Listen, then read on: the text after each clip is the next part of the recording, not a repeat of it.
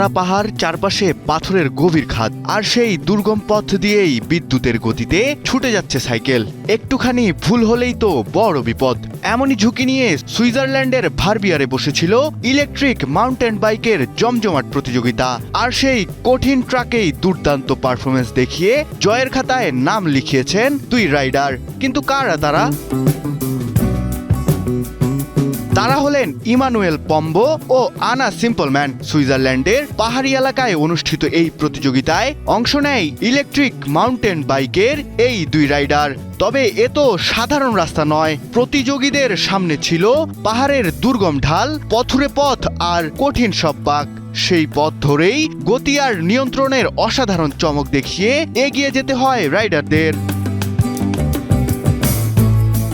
পাহাড়ের এমন কঠিন ট্র্যাকে বাইক চালানো যে কতটা চ্যালেঞ্জিং তা প্রতিযোগিতার দৃশ্য দেখলেই বোঝা যায়। প্রচণ্ড গতিতে সামান্য ভুল হলেই নিয়ন্ত্রণ হারানোর ঝুঁকি। তাই শুধু দ্রুত গতিতে নামলেই হবে না, প্রতিটি বাঁক আর পাথুরে পথ পার হতে প্রয়োজন নিখুঁত নিয়ন্ত্রণের দক্ষতার পরীক্ষা।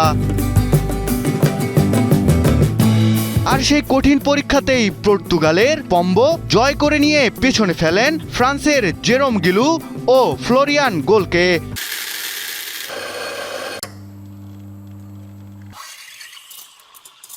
আর নারীদের বিভাগে অস্ট্রিয়ার সিম্পলম্যান জয় নিজের করে নেন। সাথে এই ইভেন্টে জার্মানির ইনেস থোমা দ্বিতীয় এবং চিলির ফ্লোরিয়ানসা তৃতীয় স্থান নিজের করে নেন। তবে রেসের এই পথটি ছিল ৩৫ কিলোমিটারের দীর্ঘ। পাহাড়ের দুর্গম ট্র্যাক, বাইকের গতি আর রাইডারদের অসাধারণ নিয়ন্ত্রণ, সব মিলিয়ে প্রতিযোগিতাটি হয় দারুণ রোমাঞ্চকর। পরে সামাজিক যোগাযোগ মাধ্যমে ছড়িয়ে পড়া দৃশ্য নজর কেড়েছে নেটিজেনদের। পাহাড়ের খাড়া ঢাল বেয়ে দ্রুত গতিতে বাইক নামানো, পাথুরে পথ পেরিয়ে এগিয়ে যাওয়া আর কঠিন বাঁক সামলে নেওয়ার দৃশ্য দেখে রোমাঞ্চিত দর্শকরাও।